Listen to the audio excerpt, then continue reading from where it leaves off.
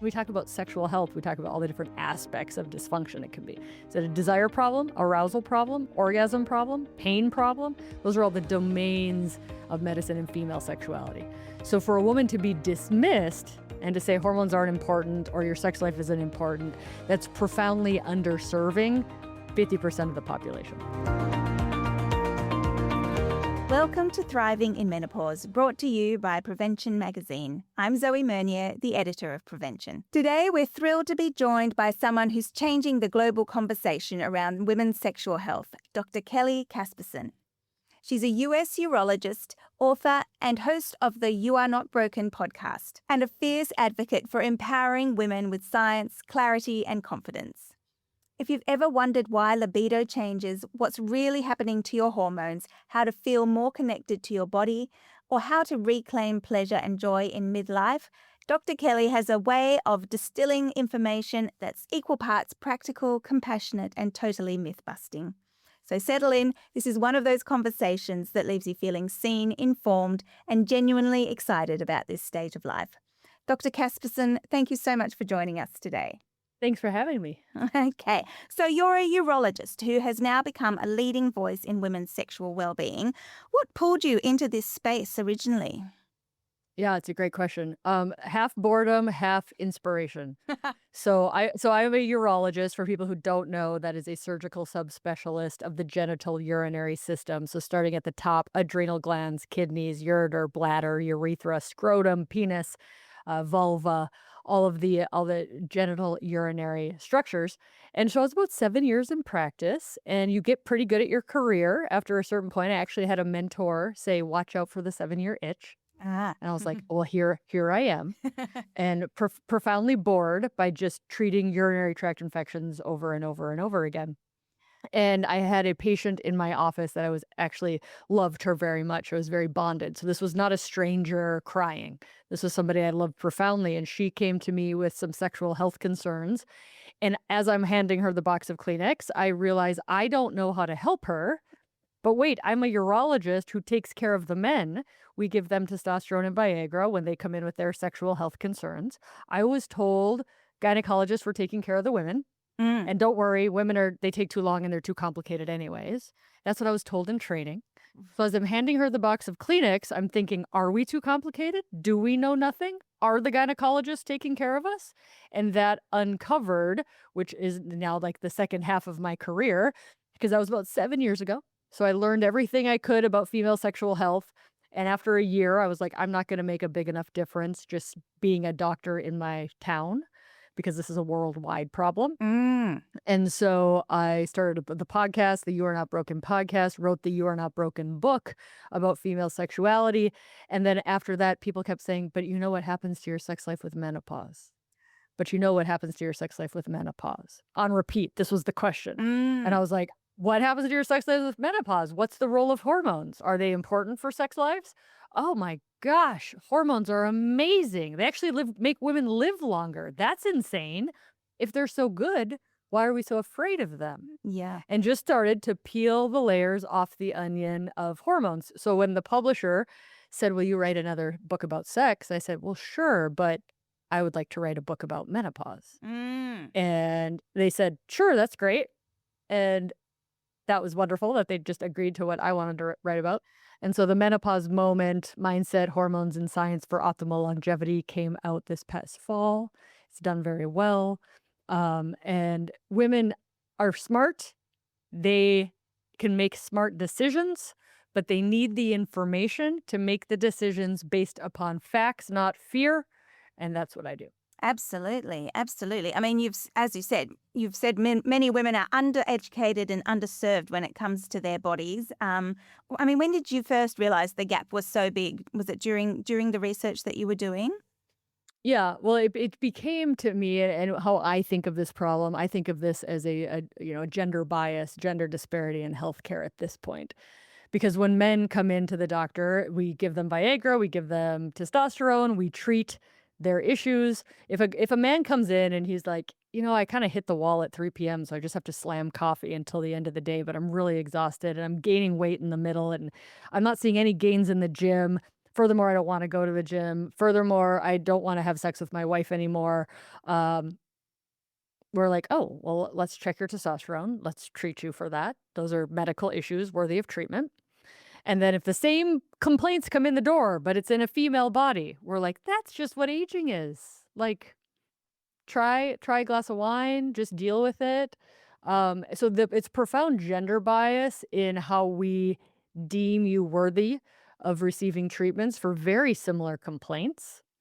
And until the gender bias is fixed, I've got a lot of work to do. Yeah, absolutely.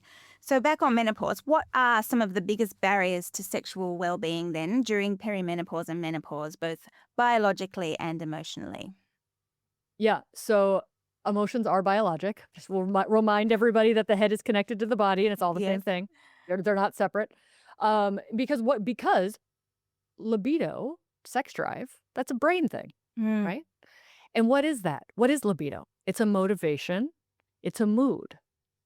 And what happens in perimenopause? Your hormones start changing. Hormones, specifically testosterone and estrogen, help make the dopamine pathway work, the serotonin pathway work. Those are things in the brain that help with libido and feelings of well being, feeling like myself. In fact, the data suggests 40 to 60% of women in perimenopause say, I don't feel like myself. Now, that might not sound very important to the average person, but it's profoundly important. And if you don't feel like yourself, you certainly don't feel like having sex, yeah. right? So, hormones are very important because they help the brain function. When in fact, libido is a brain function. In addition, hormones help blood flow.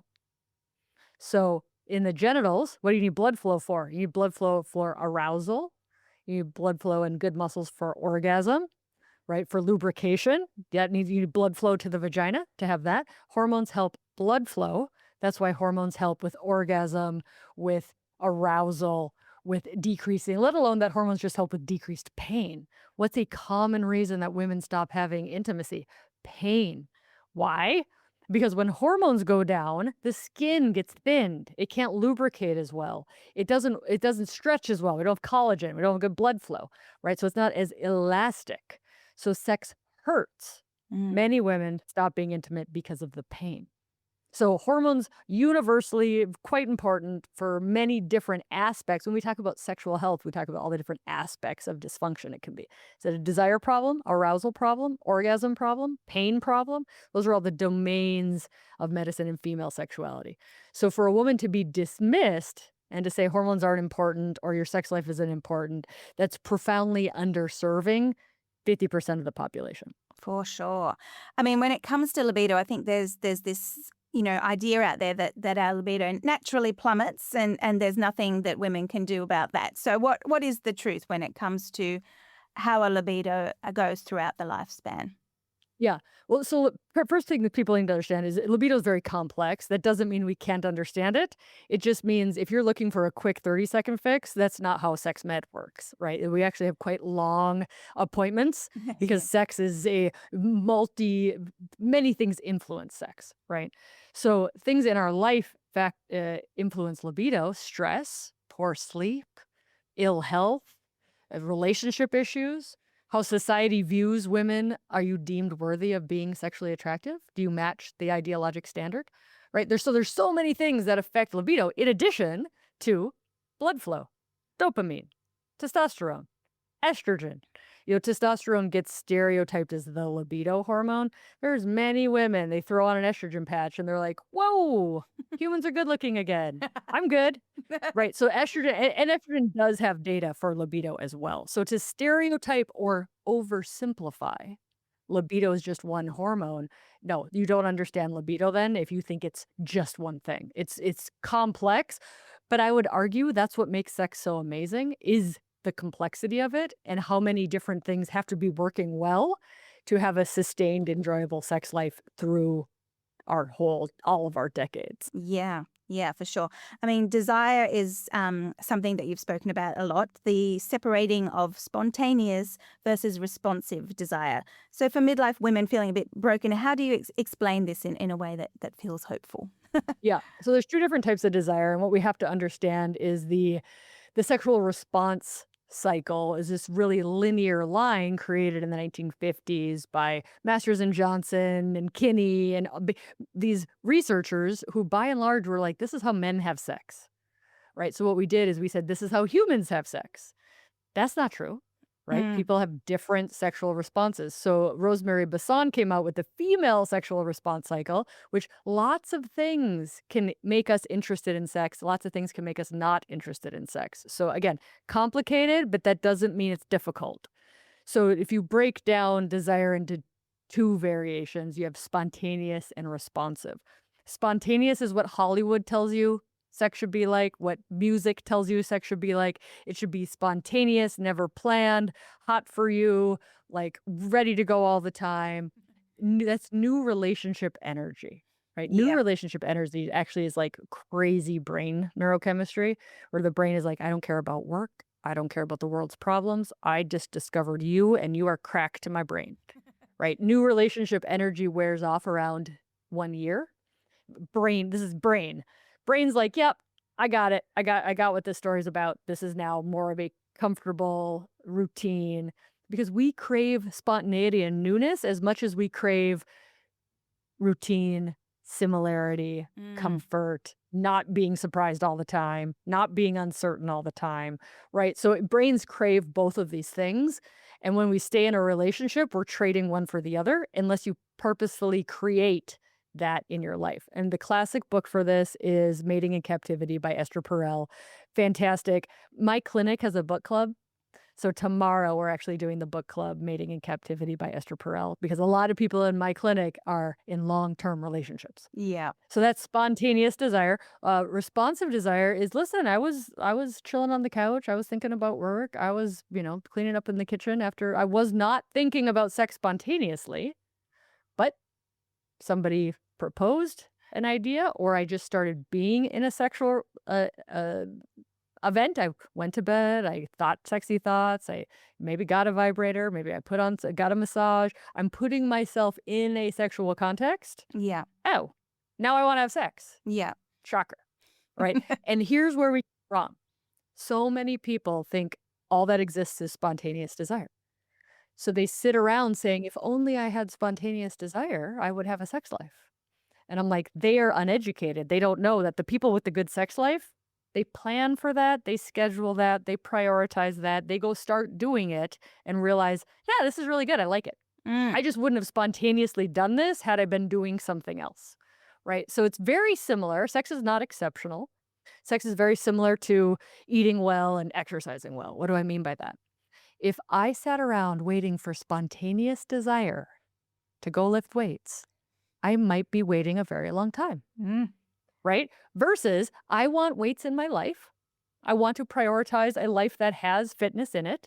So I'm going to go to the gym and put myself in a fitness context. I'm going to start lifting the weights. And oh my God, I love lifting weights. I totally forgot. Yeah. Love doing it. I'm going to complete my workout. That's responsive desire for exercise. Yeah. Right? So people are like, oh, sex is so special. Like, no, it's just like everything else. Like if I waited to spontaneously desire chopping vegetables to have vegetables in my life, it wouldn't happen. Yeah. I get fast food all the time, but I like vegetables in my life. So I'm going to prioritize it. And when I'm eating them, I'm pretty happy I prepared them, Yeah. but I didn't have spontaneous desire to just get up and do that. Right. So that's how I get people to think about it. Like, Yeah. oh, you talk about sex like it's just some other thing. Yeah, because it's just some other thing. We just didn't get sex education, so we don't know the things. Absolutely. Put it in the diary, people. So, when it comes to vaginal health and pelvic floor health, what role do they play in desire and pleasure? And how can women sort of support both of these to help them? Yeah, well, if anything hurts, you never desire it. That's a no-brainer, right? Like, you do not wanna hit your thumb with a hammer. It hurts. So you're not gonna do it, right? So if sex hurts, you can't desire it. Women come in, they're like, "I have 2 problems. I have no desire and I have pain with sex." No, you have 1 problem. You have pain with sex. You're never gonna desire pain with sex. Same with pelvic floor issues, common ones, bulge, vaginal prolapse, or bladder leakage called incontinence. If you're worried that your pelvic health or you might leak leak bladder urine a little bit, if you're worried about that, you're not going to be able to let yourself go and truly enjoy the pleasure of sex. So, vaginal estrogen helps bladder health, it helps vaginal health, it helps sexual health. Pelvic floor physical therapists, if you're experiencing pain with sex, bladder leakage, any sort of bulge or laxity, they're worth their weight in gold. Like, these are things that are out there. Most people don't know about. Like, the amount of people that don't know pelvic floor physical therapists exists. Whenever I talk about it, the pelvic floor physical therapists are like, "Thank you so much for talking about it." But I'm like, these people work miracles. Mm. They help pelvises function again. You've got to know that they exist, and they're lovely. So, vaginal estrogen, pelvic floor physical therapy. Pain is never normal. Yeah, absolutely. So let's go back to hormone therapy because that can be quite sort of confusing and a bit controversial. So, what's the clearest, simplest way to explain how systemic or whole body versus local hormone therapies can help sexual function? Yeah. So when we talk about hormone therapy is a very large tent, right? When people say hormones, they're usually thinking about like an oral synthetic estrogen. That is one type of hormone therapy. A big tent of hormone therapy includes testosterone, progesterone, estrogen, systemic versus local. Local means skincare, right? Skincare for down there. So local estrogen or pelvic estrogen, or DHEA, Intrarosa. Australia has tons of people on Intrarosa, which is pelvic DHEA. It's a phenomenal product, still a prescription, but DHEA converts into both testosterone and estrogen in the pelvis. Love that product. It's great. So that's local, meaning it doesn't go into your bloodstream. Your brain's not going to see it. Your muscles aren't going to see it. Your eyes aren't going to see it. It's local. It's staying in one place. Systemic means in your brain, in your bloodstream, can help your bones, can help your muscles. That's full body. So often people are on both systemic and vaginal therapy because remember, systemic therapy is still very, very low dose, and it's often not enough to address the pelvic health concerns. So many people are on both. Right. Yeah. So it is. Yeah, you can absolutely do both safely, and yeah, and yes, we've debunked the myths about any kind of danger associated with hormone therapy as Well, well. Australia has to take your box warning off now because America did. Sorry, what was that? I said, America, I was part of this. The FDA took the box warning off of Ah, estrogen products last right. month. So now we're waiting for the rest of the world to catch up. Ah, that's great. Okay, now communication is key for navigating some of these issues. And obviously, sometimes that can be hard, even within an intimate relationship that we've been in for a long time. So, how can women start conversations with partners when sex feels painful, complicated, or different, or they're just not feeling it? Yeah. Well, many women with pain with sex have not told their partner. Mm, gosh. So we got a problem, Mm, right? It's like this is the person you're the most intimate with and you can't tell them about pain. Like we've got to learn how to speak up. We've got to learn how to advocate for ourselves even in our most intimate of relationships. And then the second tip is blame me. Hey, I was listening to this podcast and I heard X, Y, and Z. I was reading this book called You're Not Broken. And did you know X, Y, and Z? Right. mm. So, like, you can bring up external stuff. Did you know that most women don't tell their partners that they're having pain with sex? Oh my gosh. I'm so glad we can talk about this. And the other thing is with talking about sex is you're not going to die. Like, you're not going to die talking about sex. And people talk about sex and they're like, I didn't die. I know. You're gonna be fine. An adult who does difficult things. You can talk about this. And then, like, you're like, "Oh, I didn't die. Okay, well, I want to keep talking about it." And understand that this is not a one-time conversation. This is if you want sex in your life, you need to have conversations about sex in your life. Yeah. Like, that seems if you want fitness in your life, gotta talk about, like, I gotta schedule the gym. What do I need for optimal fitness? Do I have to get some equipment? Right? Like, again, sex is not exceptional. Stop making it exceptional. If you want it in your life, treat it like anything else that you want in your life. Now, many women feel like their bodies are changing faster than they can keep up with. What's your favorite reframe for just body confidence in midlife? Man, you're alive, dude. Like people don't understand because they're living now. But 47 was about what you could expect for the last quarter of a million years. Yeah. And it's incredibly optimistic that we even call this midlife, right? Like how wonderful of a brand is that? That's fantastic. So now that we've reframed that our world with all of its flaws has absolutely amazing things that are keeping us alive longer than ever before. What an opportunity. Like this was it, my friends. Now every other day is a gift.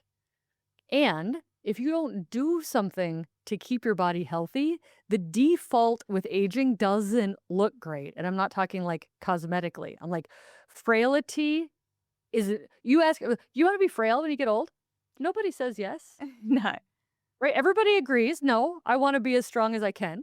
All right. Well, if we all agree on that, why is the majority of women not doing anything about it?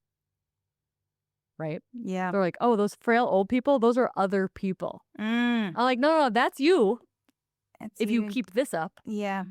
Yeah. Right? And so it's really and what helps women to give you some hopeful tips. What's your why? Yeah. Why? Why be strong? Why have a good sexual relationship? Why? What's your why? Mm. Because I hate it when people are like, "Do I need to?" And I'm like, "Don't ever do anything because somebody else said you needed to." That's so disempowering. I want to. I choose this. I'm doing this for my 76-year-old self. Yeah. That is just feel the energy difference of that compared to, well, Dr. Johnson said I should take hormones. My husband said I should have more sex. Like that's a very disempowered, low energy state. So think about that and to think about like, yeah, your body's changing. It created life also, by the way, if you had children. Your body created life. Yeah. It's a miracle, right? So whether or not you chose to have children, your body has the possibility of creating life. Like you're thinking about your body wrong. It is not a burden, it is a gift. And furthermore, 47 was about as good as it got for the majority of people for all of humankind. Yeah. And so I see there's a lot of entitled people around because they didn't take the history lesson on this. Mm. So, for those people out there that might not know, what are some things that women can do today that will pay off years from now? I mean, we've talked about strength training, but what other things can women do? Yeah. Strength training, don't drink alcohol, uh, sleep, Mm. managing stress, Yeah. hormones. Yeah. They're I all mean, good you guys, things. Australia's got a problem. Your number one killer right now is dementia. Yeah. Everything I just said decreases the risk of dementia. Right. Yeah. Yes, and I think just as much as people don't want to be frail when they get older, they certainly sure as heck don't want to have dementia. So yeah, absolutely. That's a good why right there. Absolutely. Mhm. So I guess what does thriving in menopause mean to you? Physically, sexually, emotionally? What is that definition to you? I think thriving is you figuring out who the best you is. Yeah. What do you like? Have you been doing life because of what you think other people want out of you? Or are you truly figuring out who you are, what you like, what you don't like, what you want to learn about, what do you want to accomplish with the decades we have left in an ideal world? Figuring out you and falling more and more in love with taking care of you. Yeah. Like, ultimately. Like, Absolutely. there's no better life hack. Like, you and you know those women. Those women who are like, she is the sheest she that she can be. It glows, right? That energy of, like, stop trying to be perfect. Stop trying to do what everybody else is doing. That's not sexy. That's you trying to fit in. Yeah. Like, figure out what makes you light up and go all in on it, man. Yeah. And as someone that works closely with women through this stage of life, how do you what do you see when you see someone go through, have a problem, speak to you, and go through the steps to change it? How do you see their lives change? Oh, like yesterday, I came home from clinic, so I saw people in clinic yesterday, and like my dad, he's like, "How was your day?" I'm like, "God, it was a fantastic day. Like, I just got like wins. Like, women are just better. Like, helping smart women be stronger and healthier and more themselves is the best job on the entire planet, and that's what I get to do with my life." But I think a lot of women, especially in midlife, they're using the routine of the past as an excuse of to why things can't be different. Right. And I write about this in my book. I have a chapter on mindset of like people who are past focused. Well, I haven't been able to yet, so I probably can't tomorrow. Right? Like they're using their past as to why they can't in their future. That is nasty thinking and will keep you stuck. You must work on the mindset to become the person that you are meant to be because you can't just keep doing things the same and expecting the outcome to be different. Mm. Do you have any special Kelly Casperson tips to get out of that way of thinking? Are there any? Well, I mean, the first thing you have to do with any mindset change is you have to see your thoughts. Right? What are you thinking? And one of the best ways to do this is, besides listening to coaching and understand coaching, is to just write it down. Right? I think I'm too old. Oh my God, you think you're too old? Like, and then once you can see your thoughts, you can challenge them. Be like, That's not true." Yeah. Or so what? Maybe it is true. What are you making it mean? Right? So working on that and that's all coaching mindset. But you have to see it first, and you have to see that these are your thoughts, and that your thoughts drive your actions, and your actions create the results in your life. So you better be getting pretty picky on what thoughts you're choosing to think. Absolutely. Well, on that very inspiring note, we might leave it there. So, Kelly Casperson, Dr. Kelly Casperson, thank you so much for joining us today. It was an absolute honor. So much that we can take away from that. Thank you for your time. Thanks for having me. I miss Australia. I want to come back soon. Oh, we'll welcome you with open arms. Thank you. Thank you. And thank you, listeners, for joining us as well. If today's episode left you feeling that you're not alone, you're not broken, and you do deserve sexual pleasure or pleasure of any kind, we'd love you to rate, review, subscribe, and share with a friend. And for more expert advice at living your best life at midlife, be sure to pick up a copy of Prevention Magazine. I'm Zoe Mernier. See you next time.